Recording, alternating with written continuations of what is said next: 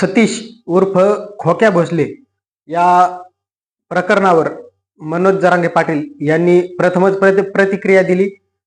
यावेळी ते बोलताना म्हणाले की आरोपी कुठलाही असो, कुठल्याही जाती धर्माचा असो, त्याचे समर्थन नाहीच, आरोपीला शिक्षाच व्हायला पाहिजे।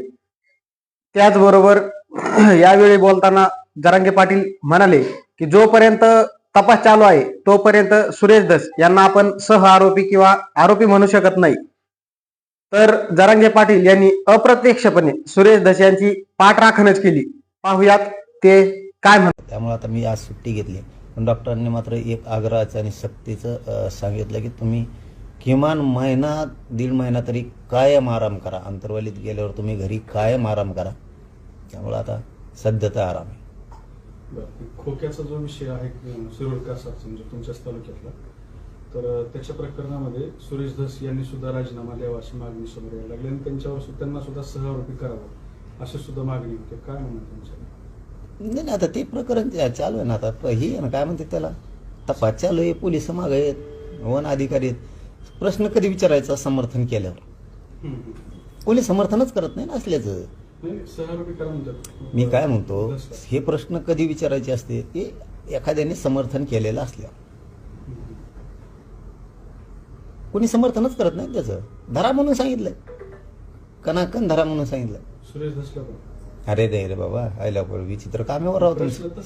नाही नाही, हे बघा काय असतं, अरे त्यांना काय जातीवादाची सवय लागलेली, खुनशीपणाची सवय लागलेली। त्यांच्या याच्यावर काही केलं की लगेच दुसऱ्यावर करायचं। खुनशीपणाचे जातीवाद जिथं लय विषारीपणा असतो ना अंगात, त्यांना दुसरं काही सुचतच नाही। त्यांचा माणूस वाचवायसाठी दुसऱ्यावर आरोप करायचे। त्याने काय समर्थन केलं का धसांनानी? नाही, यांनी मोर्चे काढले। म्हणजे हे काय विषारी लोक आहेत, पण मला त्यात नाही पडायचं। ते कोण आहे नाही त्याच्यात, ते तपासयंत्रांना बघत त्यात कोण आहे नाही आहे। आपण समर्थनच करत नाही त्या गोष्टीचं। आम्ही काय छगन भुजबळच्या विचाराचे आहेत का कशाचं समर्थन करायला? ते मिळवतो मग फोटो घेऊन, फोटो अरे या राज्यात कोणाचे कोणासंग यायचं तोही बी सापडते मग आम्हाला। मी तुम्हाला ह्या वळणावर न्यायचं का?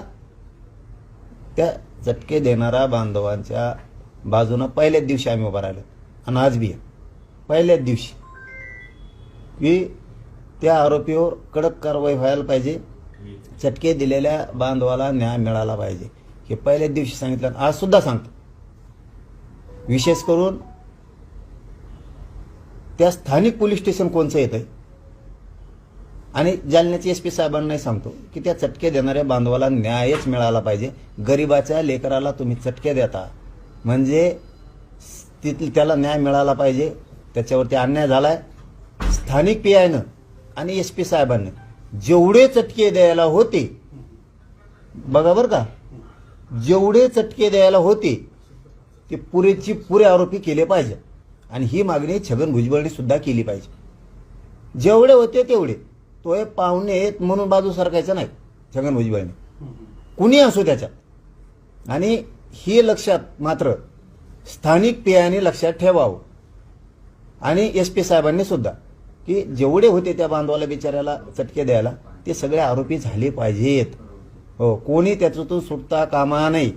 आम्ही त्या बांधवाच्या सोबत होतो, कधी समर्थन केलं नाही आरोपीचं, करणार सुद्धा नाही। फक्त एक गोष्ट पुन्हा लक्षात ठेवा, स्थानिक PIनं कुठेही भेदभाव न करता जेवढे होते तेवढे सगळ्याची सगळे, आता जे पहिल्या आरोपीला लावली कलम तीच बाकीच्यांना सुद्धा लावा, सगळ्यांना सोबत घ्या, तिथं जेवढे होते तेवढे। जर PIने थोडंफार बी मागं पुढं केलं तर एक ना एक दिवस चौकशीच्या फेऱ्यात PIला यावं लागणार। जातीवाद करायचा नाही। आणि दुसरं, राज्यात आणखी आता ही झाला मुद्दा, त्या चटके देणाऱ्या बांधवाच्या सोबत आहेत त्यांच्या सगळे आरोपी चटके देणारे, किंवा तिथं साथ देऊ लागणार, कुणी लाकडं टाकीत होतं दिसतंय त्याच्यात, कुणी जाळ लावित होतं, कुणी त्याला आजूबाजूने संगनमत करून बघत होते सगळेजण, मग काही जण चटके देत होते। त्याच्या बाजूचे तिथं असते तर धरलं असतं, हे नका करू ते नका करू। हे सगळेजण ते चटके द्यायला होते तिथं, काय 20, 25, 30 जण होते ते, किती असतील ते आकडा माहीत नाही। ते PIनं स्थानिकनं शोधून काढावा, नाटकं करू नये, कारण सगळ्यांना सगळं कळतं। त्याच्यामुळे सगळे आरोपी करावेत, नसता एक दिवस चौकशीच्या फेऱ्यात विनाकारण जायला लागणार आहे। आणि मी सोडित नसतो, त्यामुळे चटके देणाऱ्या बांधवाला तो न्याय मिळाला पाहिजे, ही बाजू एक पक्की. आरोपीचं समर्थन केलं नाही, करणार. दुसरं, त्या गृहमंत्रालयानं, मुख्यमंत्र्यानं, उपमुख्यमंत्री शिंदे साहेबानं तो महादेवाच्या पिंडीवरती बसलेला आणि नंदीदेवाच्या मागून बसलेला त्याचा शोध आणखीन तुमची पोलीस यंत्रणा घेत नाहीये. ह्यो नेमका कुठला आहे? पोलीस प्रशासनाकडून त्याचा तपास होणं गरजेचं आहे, त्याच्यावर गुन्हा दाखल होणं गरजेचं आहे. आम्हाला अधिकृत प्रशासनावर विश्वास ठेवायचा. जर तुम्ही हे केलं नाही तर याला मग आता आमच्या भाषात आम्ही नंतर सांगू काय करायचं.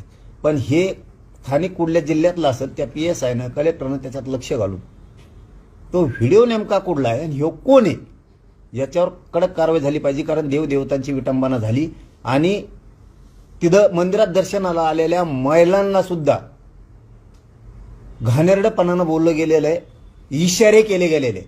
लक्षात ठेवा, सरकारनं डाग लागन असं वागू नये.